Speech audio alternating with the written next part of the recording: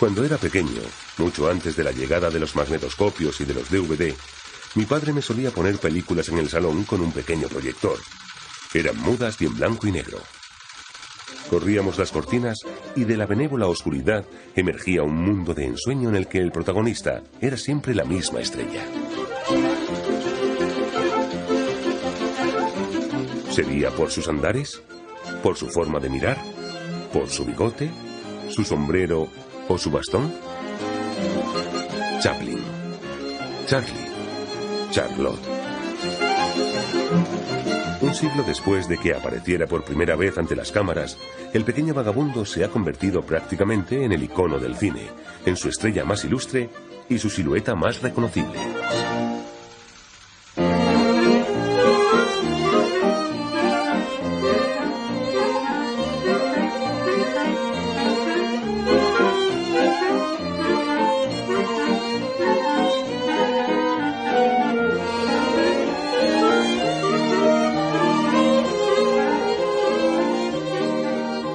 Gracias a números de comedia salpicados de ternura, risas y pasos de baile, Chaplin logró que el cine cruzara el umbral de la modernidad y arrancara el brillo en los ojos de los espectadores, avivando sus sueños.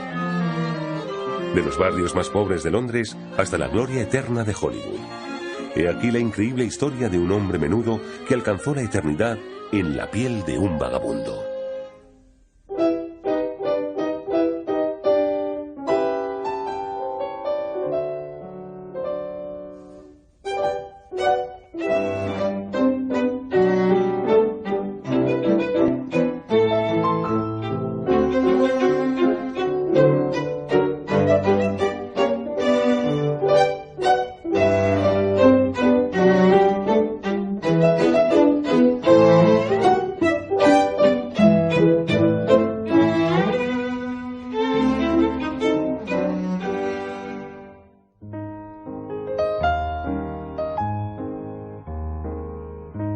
Principios de 1918. Chaplin tiene 28 años.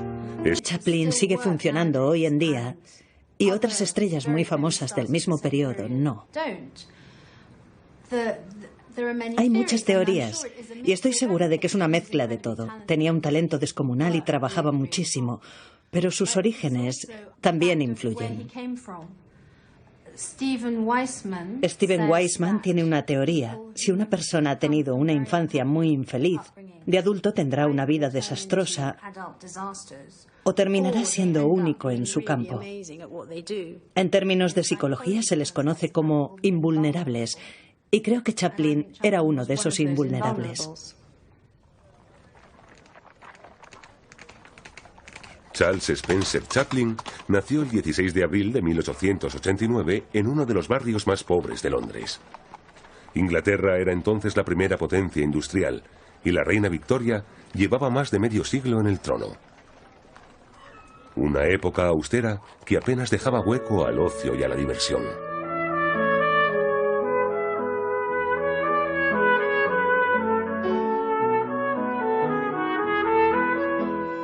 En la década de 1880 y 1890, actuar en el Music Hall era como ser hoy día una estrella del pop. Tanto su padre como su madre alcanzaron la fama en dicho género. De hecho, su padre consiguió labrarse un nombre, pero por distintas razones, como la de que los artistas tenían que beber con los espectadores, cayó en el alcoholismo.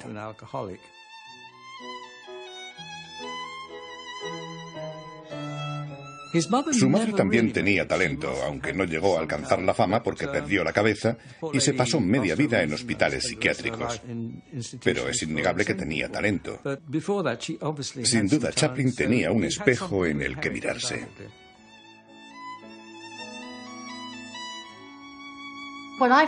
Lo que me parece fascinante de su infancia es que antes de que su madre cayera enferma, él se pasó muchas noches entre los bastidores de los music halls, observando actuaciones, escuchando canciones y música, viendo acróbatas y pensando, esto es extraordinario, yo quiero hacer esto.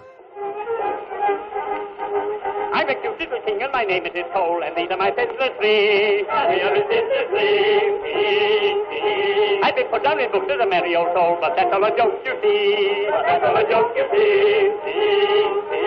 I cross the night rapid, I'm morbidly rapid, I'm filled to the muzzle with bile. Another man jest is a thing I detest, and I've never been known to smile. All musical salads and popular ballads are set me to squirming in pain. If I find the offender a thing for the gender, you bet it won't happen again. No, you bet it won't happen again.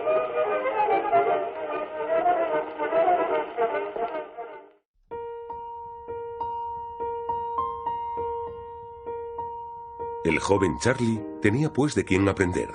Solo faltaba un pequeño empujón del destino para que empezara a escribir su leyenda. Charlie contaba esta anécdota sin cambiar ningún detalle, así que imagino que es real.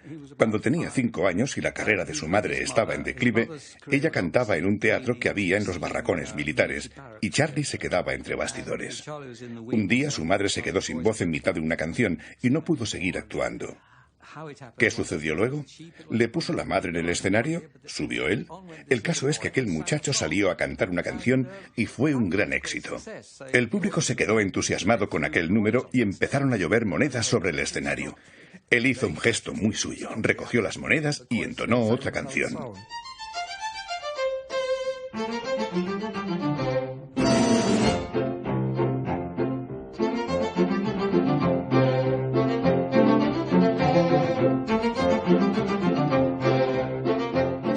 Los primeros años de la vida de Chaplin constituyen una historia extraordinaria.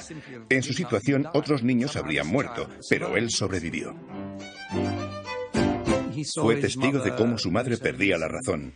Vio a su padre convertirse en alcohólico y vivió momentos en los que eran tan pobres que no tenían dinero para comer o para ropa.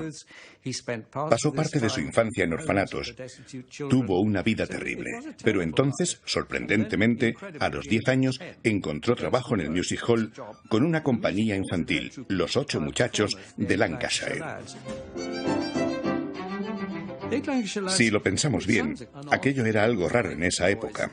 8 muchachos que bailaban y cantaban, pero resultó un número muy popular y en taquilla se agotaban las entradas. Era la gran época del Music Hall y los muchachos de Lancashire compartían cartel con los artistas más importantes del momento.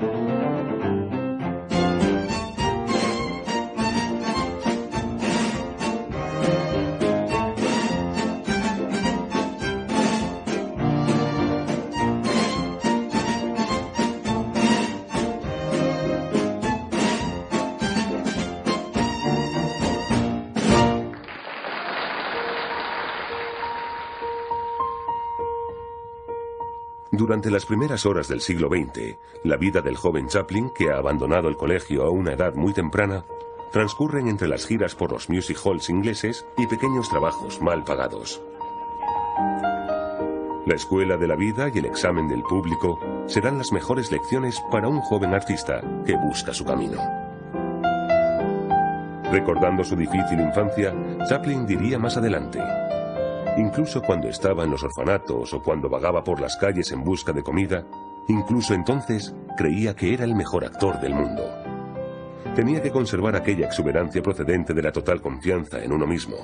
Sin ella, uno está abocado al fracaso. A su lado únicamente permanece Sidney, su hermanastro, 4 años mayor que él. Sidney también es humorista y empieza a alcanzar cierta notoriedad a partir de 1906, cuando entra a formar parte de la famosa compañía de Fred Karno.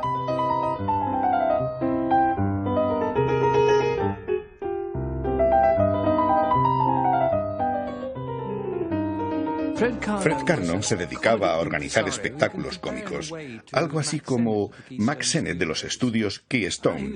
Era rebelde, un poco cruel y no muy agraciado, pero tenía una fantástica vis cómica. Es indudable que todo aquel que trabajaba para Fred Karno terminaba sabiendo hacer de todo. Patinaje, acrobacias, mimo. Aprendían las destrezas más inimaginables, supongo que porque repetían los números una y otra vez y tenían muchas representaciones.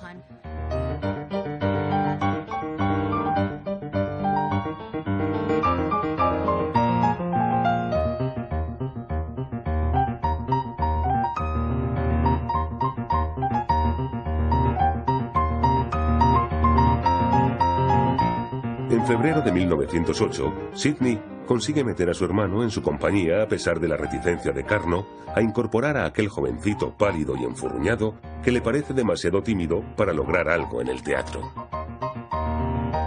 Los años de vagabundeo son historia. Chaplin tiene tan solo 19 años, pero su destino está en sus manos. Durante 3 años, Charlie desarrollará su don para el mimo y encadenará espectáculos y giras. Va subiendo los escalones del éxito uno a uno y termina upándose a lo más alto del cartel. En el escenario, literalmente, eclipsa a los otros artistas.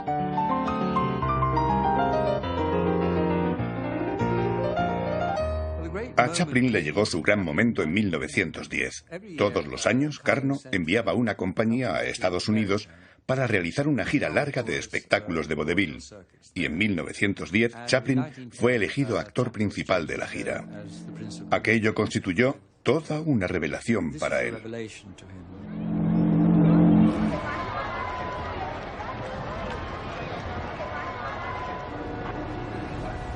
Entre los actores que lo acompañan en esta compañía se encuentra el joven Stanley Jefferson, quien también conocerá la gloria varios años más tarde con el nombre de Stan Laurel.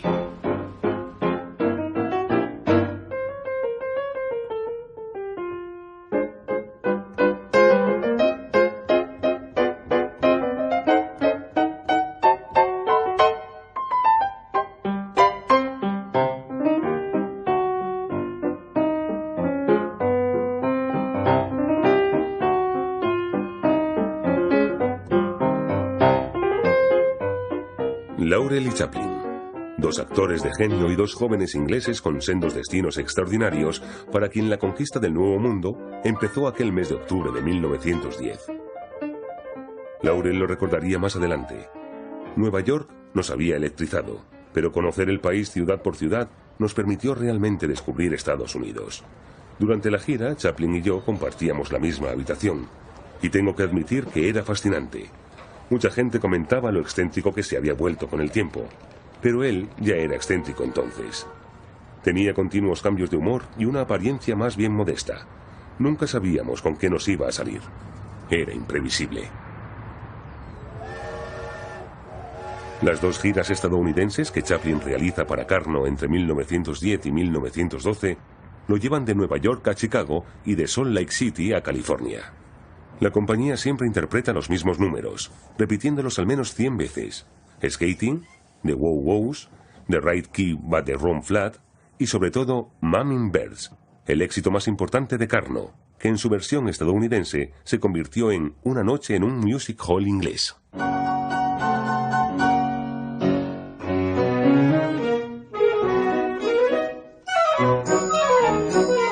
Chaplin borda el rol de un alcohólico que altera el espectáculo, un personaje por el que siempre conservará una cierta ternura. No hay noche que no triunfe, pero Charlie empieza a cansarse de este público tan poco exigente. Ha llegado el momento de que las cosas cambien. Chaplin contaba que en una ocasión estaba con la compañía de Karno en Filadelfia cuando su director, Alf Reeves, recibe un telegrama de un abogado de Nueva York preguntándole si en su compañía hay un actor llamado Chaplin y que se pusiera en contacto con un abogado en concreto. Por Chaffin querían decir Chaplin, que se emocionó mucho porque sabía que tenía una tía en Estados Unidos y pensó que le había dejado una herencia. Se marchó a Nueva York a reunirse con los abogados, pero en realidad eran los representantes de la compañía Keystone que querían ofrecerle un contrato.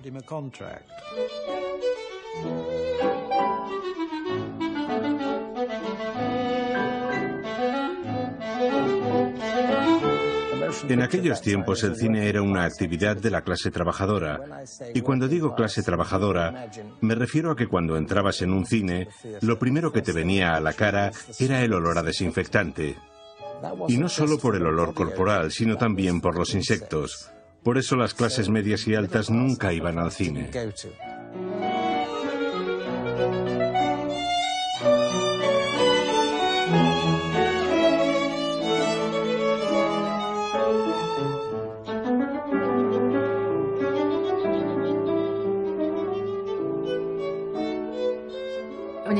Cuando recibió el famoso telegrama de los abogados de Keystone y se enteró de que iba a rodar una película, pensó que finalmente iba a interpretar un papel dramático, que iba a hacer un Hamlet, pero cuando descubrió que se trataba de la compañía Keystone, se llevó una gran decepción y pensó que era lo último que le gustaría hacer.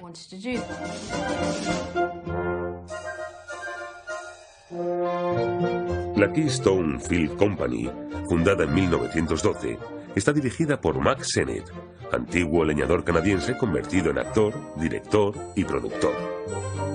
Su estudio es una verdadera fábrica de risas, el equivalente cinematográfico a las compañías de vodevil. Mack Sennett era un oportunista y se aprovechó del cambio de uniforme de la policía de Los Ángeles para adquirir los antiguos uniformes que ya no se iban a emplear. Así fue como nacieron los legendarios Keystone Cops, siempre involucrados en interminables persecuciones.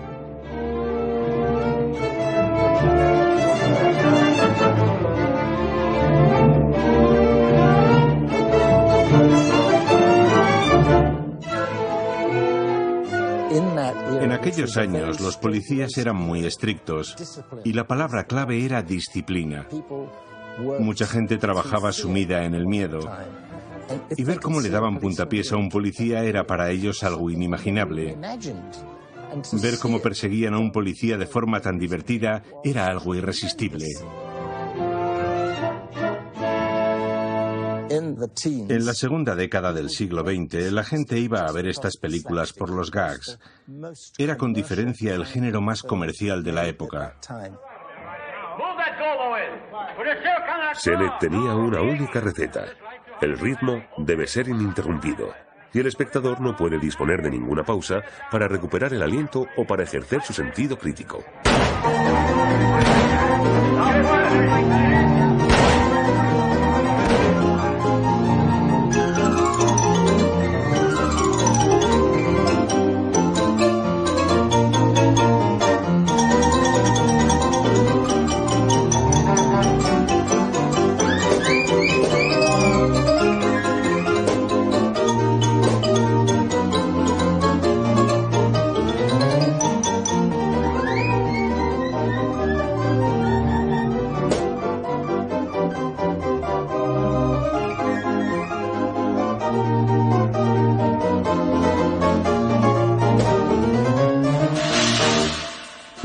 Son muy básicos. A partir de una idea sencilla se suceden los acontecimientos hasta la persecución final. Además, en cuanto se termina una película, se pasa a la siguiente. Enero de 1914, Chaplin prepara el rodaje de su primera película, Making a Living, estrenada en España como Charlotte periodista y Haciendo por la vida. Un verdadero emblema, si bien él sigue convencido de que su carrera cinematográfica solo es un paréntesis en su carrera de actor.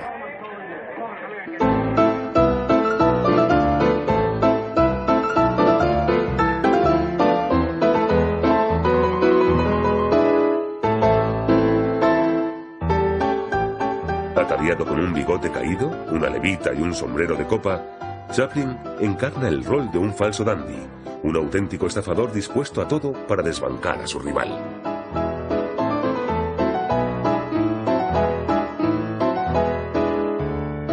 La película la dirige Henry Lerman, un antiguo conductor de tranvía austríaco que se había hecho pasar por realizador francés para poder trabajar con Sennett. El resultado es evidentemente un desastre. Si bien la revista de cine Moving Picture World recalca que tras ese actor Nobel se esconde un cómico de primera clase.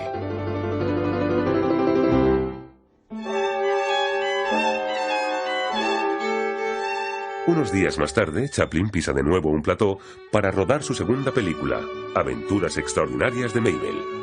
En pocos minutos, y sin él saberlo, su destino dará un giro. Más tarde comentará: no tenía ni idea de qué tipo de maquillaje tenía que aplicarme. No me había gustado mi traje de periodista en mi primera película. Y al ir al departamento de vestuario, pensaba en ponerme un pantalón grande, unos zapatos grandes, un bastón y un bombín. Quería que todo resultara contradictorio. El pantalón demasiado grande y la chaqueta ajustada, el sombrero pequeñito y los zapatos enormes. No había decidido si quería parecer viejo o joven, pero recordando que cuando Sennett me conoció se esperaba encontrar a un hombre mucho mayor, me puse un bigotito que me ponía algunos años encima sin ocultar mi expresión. No tenía ni idea de cuál sería el resultado final, pero una vez vestido y maquillado, empecé a sentir el personaje del vagabundo. Me hice con él, y cuando me subí al escenario, había nacido Charlotte.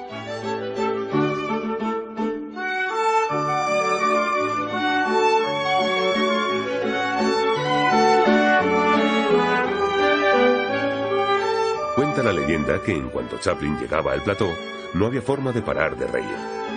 Pero el público tendrá que esperar todavía un poco más para descubrir estas primeras imágenes de Charlotte, ya que antes de que se termine el rodaje de esta película, un acontecimiento local da la oportunidad a Sennett de rodar otra película de un coste más bajo. Una ocasión que no puede pasar por alto.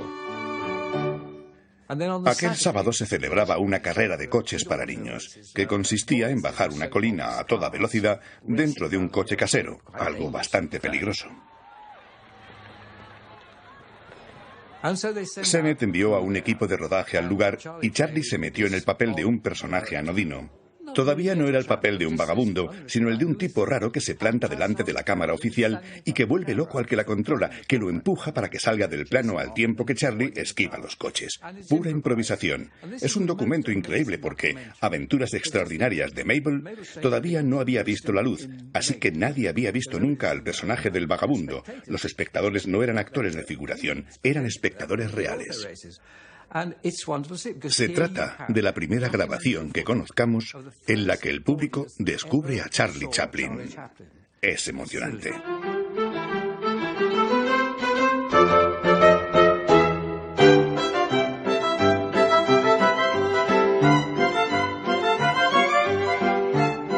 Chaplin rodará 35 películas en menos de un año para Mack Sennett.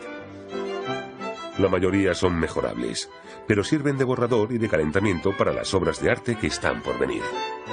Cuando las visionamos hoy, no vemos más que de una forma tosca e inacabada el esbozo de los primeros trazos de su personaje.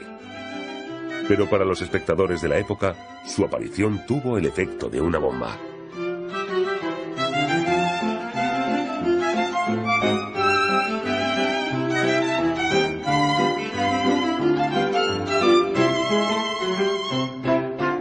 En pocos meses, el pequeño vagabundo se convierte en la silueta favorita del estudio y el público solicita verla en todas las películas.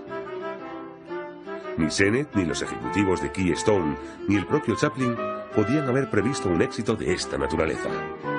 Sin embargo, el humor de Chaplin no es el de Sennett. La vulgaridad de las comedias de persecución entre policías y ladrones no es en absoluto de su gusto. Pero como es el estilo de Sennett, tiene que ceñirse a él. Al menos un tiempo. Chaplin lo sabe perfectamente. Por ahora está ahí para aprender el oficio, ya que aún es un gran desconocedor del mundo del cine.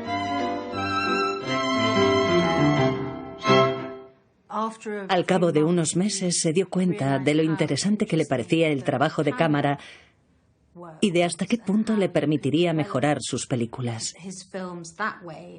Así que dejó de molestarle tanto tener que rodar comedias, ya que eso le permitía concentrarse en conocer el material y las cámaras, lo que resulta curioso, porque Chaplin siempre ha recibido numerosas críticas precisamente por la falta de precisión técnica.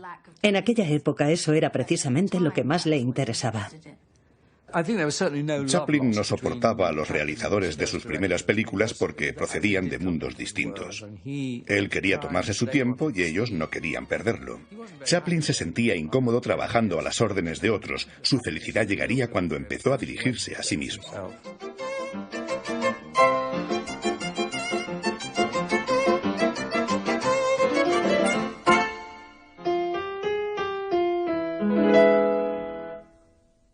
Apenas 4 meses después de su llegada al estudio, Chaplin logra un empujón inesperado.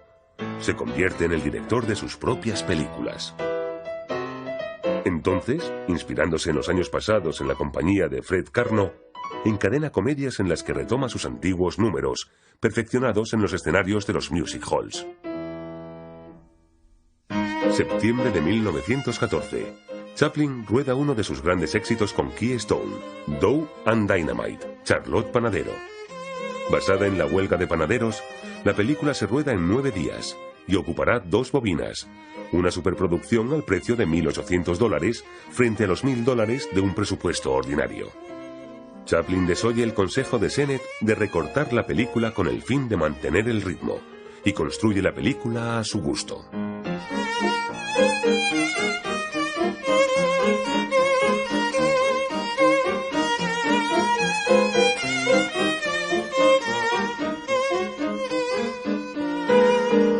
Charlotte Panadero recaudará $130.000 en su primera temporada en la cartelera, algo insólito para un cortometraje.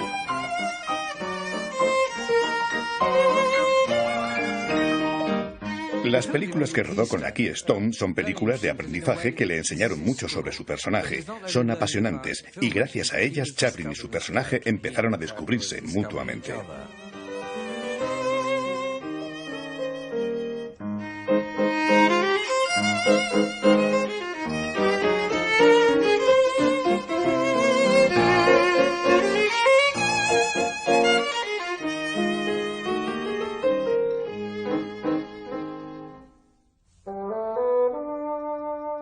El segundo acto de la carrera de Chaplin empieza a través de una propuesta insólita. Charles K. Spur y Bronco Billy Anderson, estrella en películas del oeste, crearon en 1907 en Chicago una sociedad de producción cuyo nombre lleva sus iniciales, S y A, S&A, Spur y Anderson. Su propuesta es sencilla. Si Chaplin se une a ellos para rodar 14 películas que él mismo dirigirá, interpretará y controlará en su totalidad, y que saldrán bajo el sello S&A Charlie Chaplin Comedies, recibirá $1.250 por semana y una prima de $10.000 en el momento de la firma. Una fortuna. Chaplin acepta. Esta segunda serie de películas se rodará principalmente en Niles, a las afueras de San Francisco, ya que Chaplin había decidido que los estudios de Chicago eran demasiado fríos.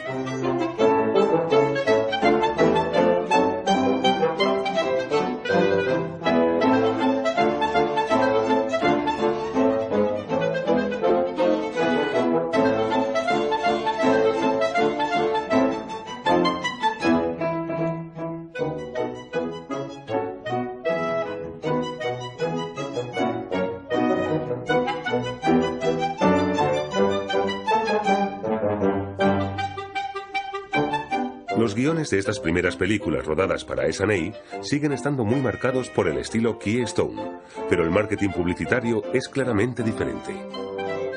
En vista de los carteles, las películas de Chaplin son algo más que cine. Son arte cómico. Pero el fenómeno de Charlotte empieza a ser ante todo un verdadero negocio.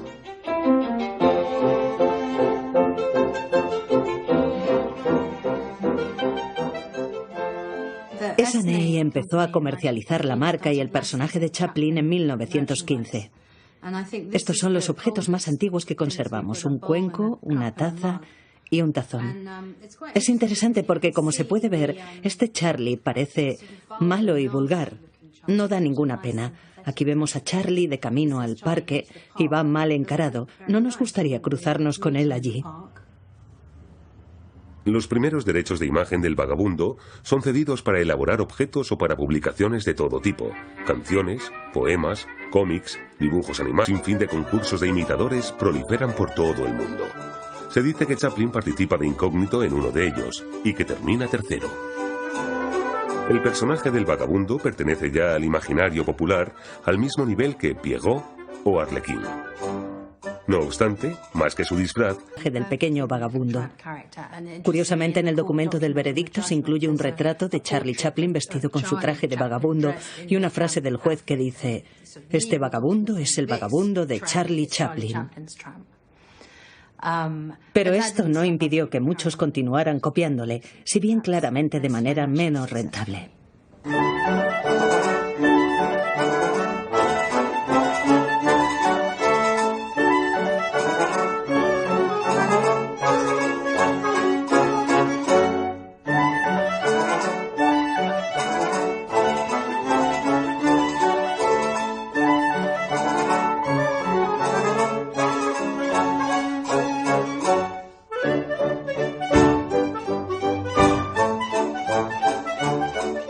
Chaplin lleva mucha ventaja a sus imitadores. Sus guiones son cada vez más sutiles. Ahora, sus películas duran 20 minutos, es decir, 2 bobinas, y El vagabundo, que hasta ahora había estado basado en la dureza del music hall, donde un número tiene que triunfar en pocos minutos, se vuelve más complejo.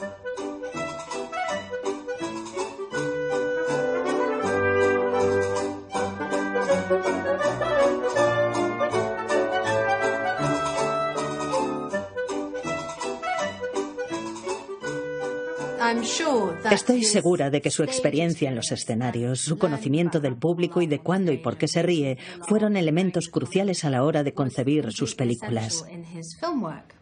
En la época del music hall, aprendió a anticiparse a las carcajadas del público, a saber a qué ritmo debía realizar un gag y el tiempo que tenía que dejar entre gags para que la gente se recuperara. Probablemente montó sus películas teniendo en mente las carcajadas de la gente.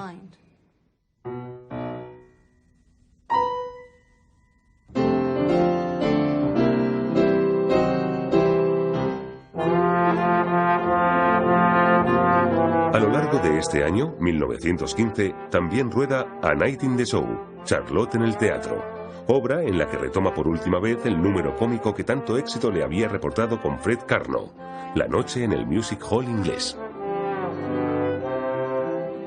En esta obra interpreta 2 papeles, el del dandy alegre en el escenario y el de un vagabundo instalado en el palco que arroja todo lo que encuentra sobre los pésimos actores que se van sucediendo.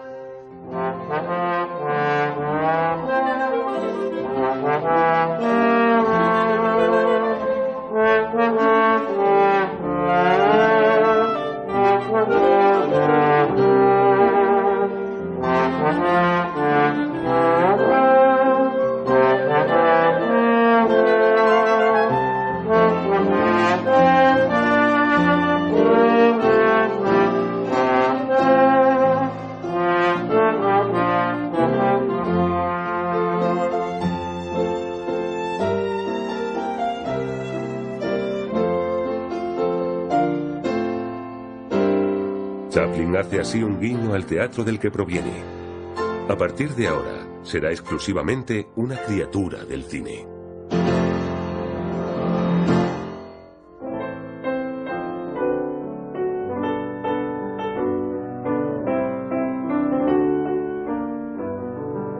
Durante su etapa con S&A, Chaplin conocerá a una persona decisiva en su vida, Edna Purviance, una joven y pipireta secretaria de apenas 20 años, a la que descubre en un café de San Francisco. Edna no sabe nada de cine, pero aún así se convierte en su emblema, en su compañía, en la actriz principal de todas sus películas de los próximos 10 años. Edna Purviance resulta interesante porque es distinta de las estrellas femeninas de la Keystone.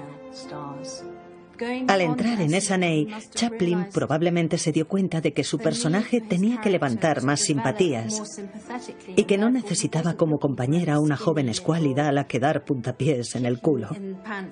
Necesitaba a una mujer más romántica, y Edna tenía un rostro verdaderamente increíble.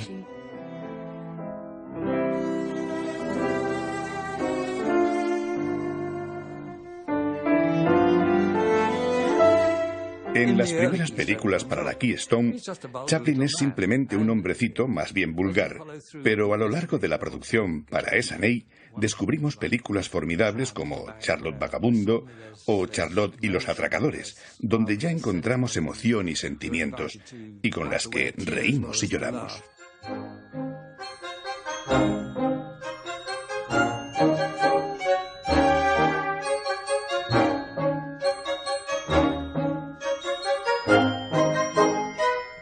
Transcurridos unos meses, Chaplin se aburre en Niles.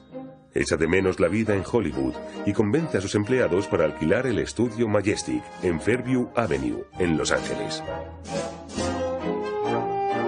Allí rodará una de sus películas más emblemáticas, The Tramp, Charlotte Vagabundo.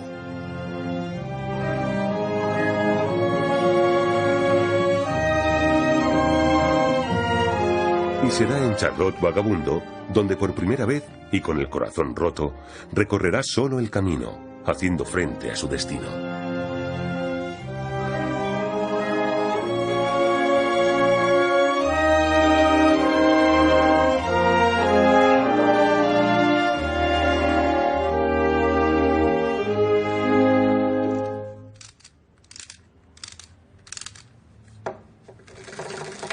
En diciembre de 1915, el contrato de Chaplin con S&A llega a su fin, y llega el momento de marcharse.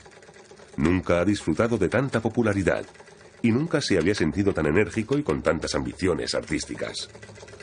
La locura por Chaplin acaba simplemente de empezar.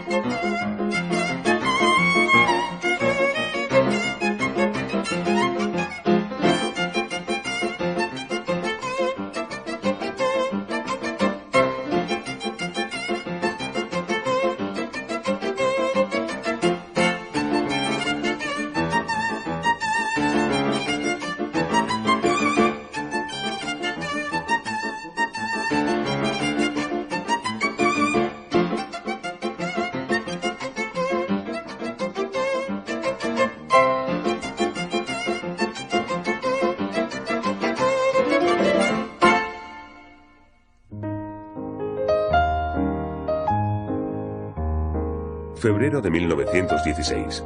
Chaplin y su hermano Sidney viajan a Nueva York para estudiar las numerosas propuestas cinematográficas que llegan de todas partes.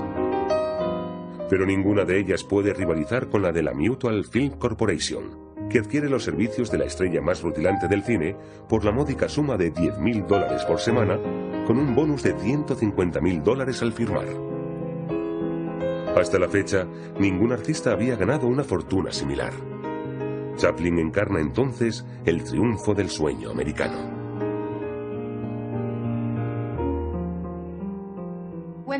Cuando le pagaron su primer salario, los de la Mutual sacaron una fotografía del cheque y lo publicaron en la prensa con la siguiente leyenda: aparte de la guerra, Chaplin es la cosa más cara de la historia.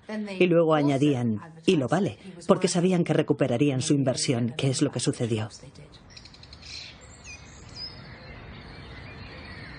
Ahora Chaplin tiene a su disposición un estudio para él solo, el Lone Star Studio, compuesto por un gran escenario iluminado por el sol de California, un laboratorio para revelar películas, una sala de proyección, oficinas y camerinos para los actores. Entre esos actores destaca una nueva adquisición, Eric Campbell, un gigante de 1,93 m que se convierte en el Goliat ideal, puesto que, como diría más adelante Alfred Hitchcock, cuanto mejor sea el malo, mejor es la película.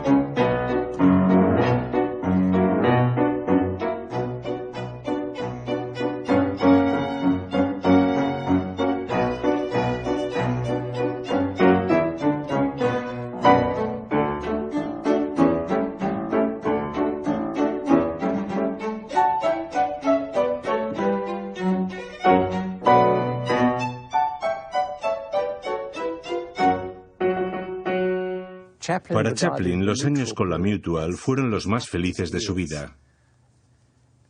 Era prácticamente independiente, ya que disponía de su propio estudio, tenía personal propio, y todo el mundo trabajaba en lo que él trabajaba. No había nada más. Pero al mismo tiempo no trabajaba para él mismo, y tenía que rendir cuentas a la Mutual. Después de todo, ellos eran los productores, si bien dependían por completo de Chaplin. Si a él se le agotaban las ideas y tenía que quedarse en casa, ellos no podían hacer nada sin él.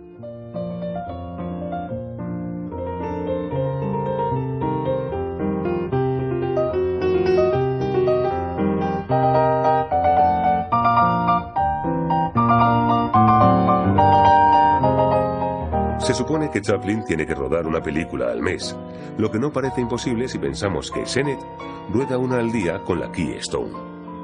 Sin embargo, los métodos de trabajo de Chaplin son muy diferentes. Chaplin no es de esos que producen películas como churros sin preocuparse de lo que sucede en las salas. Él sabe lo que quiere el público, él ha oído reírse al público, y por eso se toma su tiempo.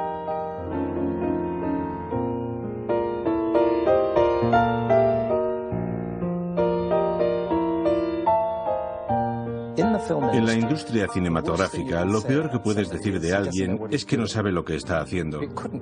Esto no se podía decir del humorista más exitoso de la historia, ¿a qué no? Pues sí. Cuando Chaplin empezaba una película no tenía guión y no sabía qué iba a rodar. En otras palabras, rodaba hasta que la cosa funcionaba y luego decidía qué eliminaba y qué no eliminaba de la película.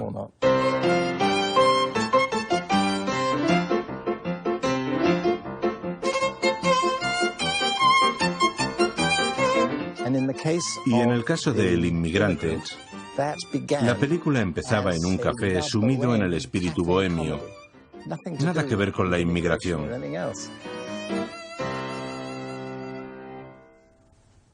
Por los 20 minutos que dura El inmigrante, Chaplin utilizó tanta película como D.W. Griffith para Intolerancia, que dura 3 horas y media.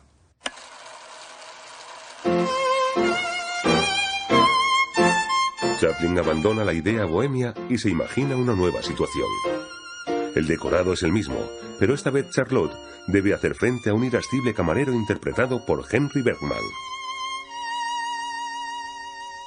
Un camarero que se hace respetar cuando un cliente no puede pagar.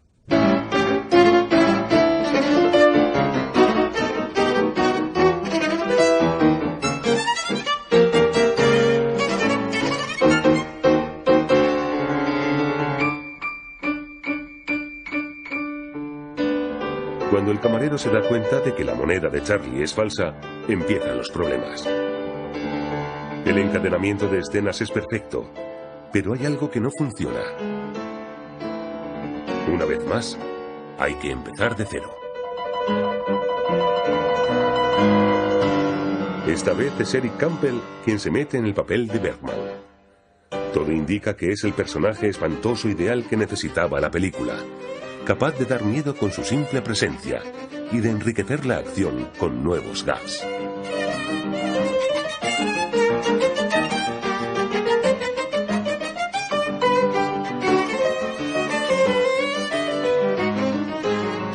Chaplin es muy perfeccionista y no duda en repetir la misma escena tantas veces como sea necesario, limándola hasta obtener un resultado perfecto ante la cámara. El metro de película es barato, pero las ideas no.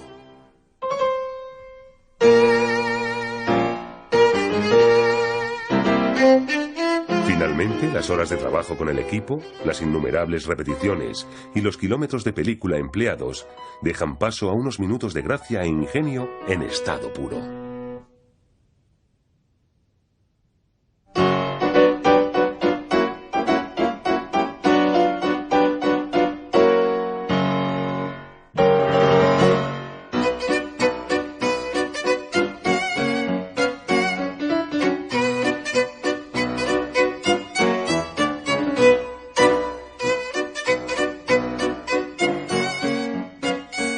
Tenía una forma característica de moverse en el escenario y ante la pantalla. una forma única, probablemente porque era muy bajito. Si hubiera medido 1,80 m no se habría movido igual, no habría tenido la misma gracia ni la misma agilidad, no habría tenido la misma capacidad para hacer todo lo que hacía. Todas las mujeres caían rendidas a sus pies. No podía evitar moverse de manera tan maravillosa, con tanta gracia. Creo que el día que conoció a Nijinsky fue uno de los más importantes de su vida. Nijinsky estaba en Los Ángeles y visitó el estudio. Se sentó y observó a Chaplin mientras actuaba. Lo hizo con el gesto serio y al final le dijo: «Tú eres bailarín». Chaplin no cabía en sí.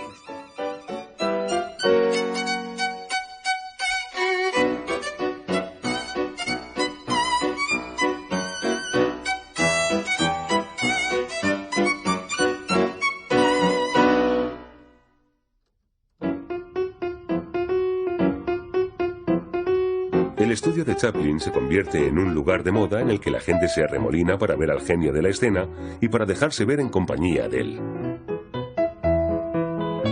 Cuando rueda su última película para la Mutual, Chaplin recibe la visita del francés Max Linder, al que considera su maestro. Aquel encuentro simboliza el increíble éxito de Chaplin. En 1914, cuando debutó con la Keystone, el cine francés seguía dominando el mundo, y Linder era su estrella más destacada. 3 años más tarde, las cosas han cambiado notablemente. Europa se ha embarcado en una guerra y Hollywood es ahora la capital mundial del cine. Linder, cuya carrera está en declive, acaba de ser contratado por S&A para sustituir a un tal Charlie Chaplin. El alumno ha superado al maestro.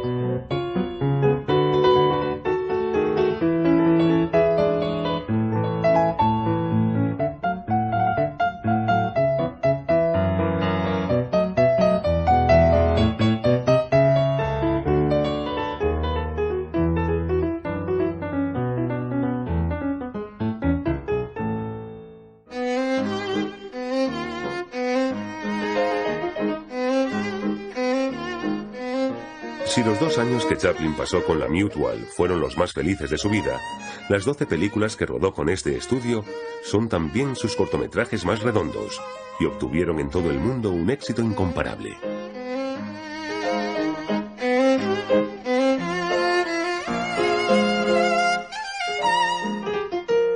Pero nunca llueve a gusto de todos, como lo atestigua una carta del responsable de unos cines de Ohio dirigida a la Mutual.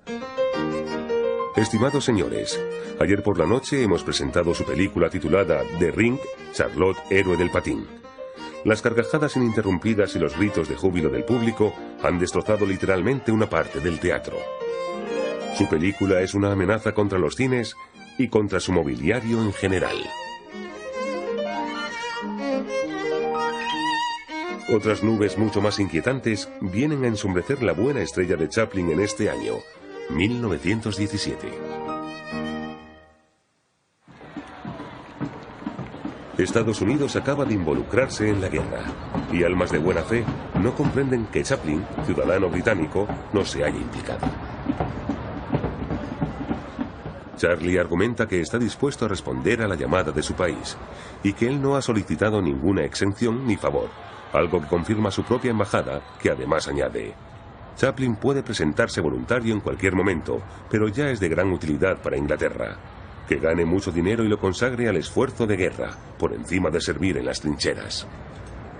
Así pues, con sus amigos Mary Pickford y Douglas Fairbanks, Chaplin se esmerará en promover el esfuerzo de guerra y el famoso préstamo por la libertad.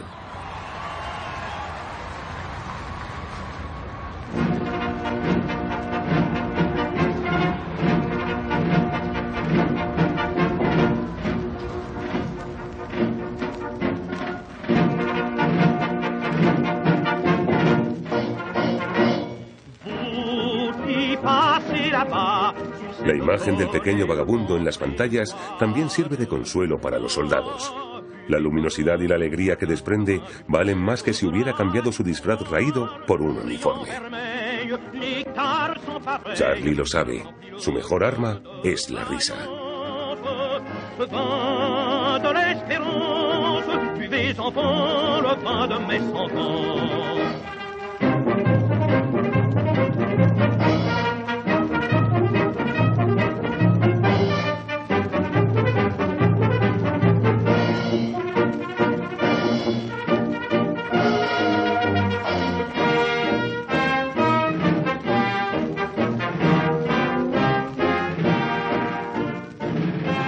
1914-1918. Azar o ironía del destino. El personaje de Charlotte se construyó durante estos años negros en los que se tambaleó el orden mundial. El pequeño vagabundo jovial e impertinente se convierte en una figura comprometida, en un icono universal de la lucha contra la injusticia. Chaplin es ahora libre e independiente. Los años de aprendizaje son historia. A los 28 años puede dedicarse a escribir algunas de las páginas más bellas de la historia del cine.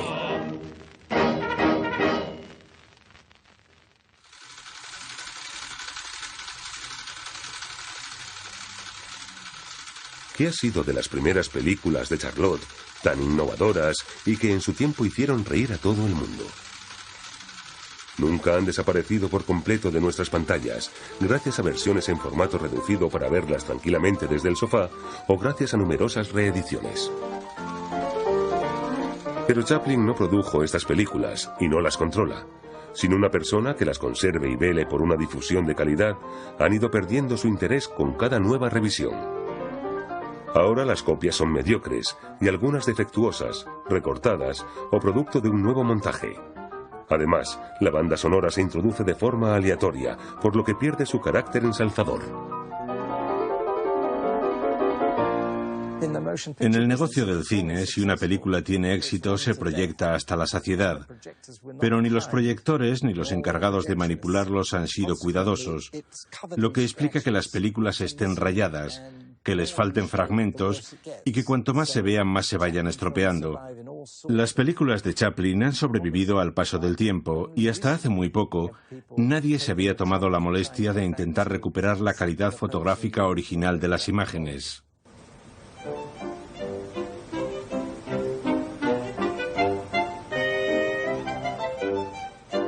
Entre las miles de copias mediocres repartidas por todo el mundo, los restauradores han tenido que recuperar los escasos elementos primigenios directamente de negativos originales, no de reimpresiones.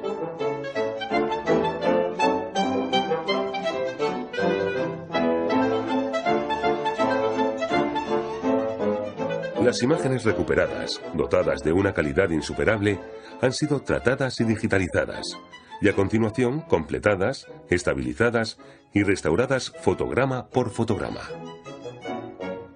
Un trabajo ingente para hacer desaparecer los estragos del tiempo.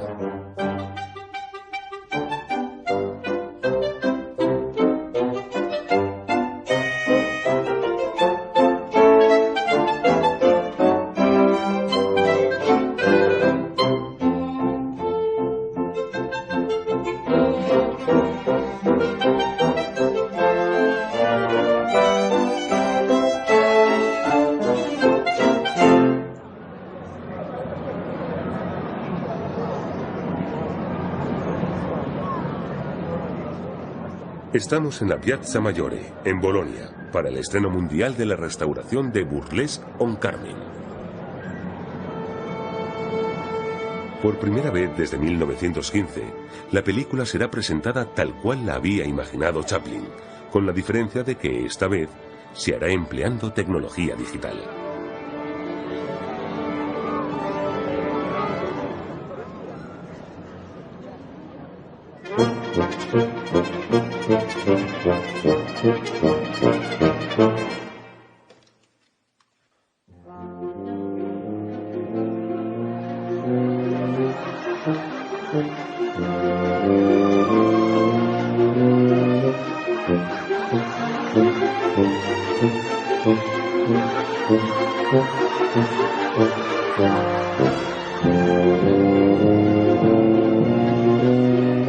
Cien años después del nacimiento de Charlotte, cada nueva proyección de sus primeras películas constituye una verdadera resurrección.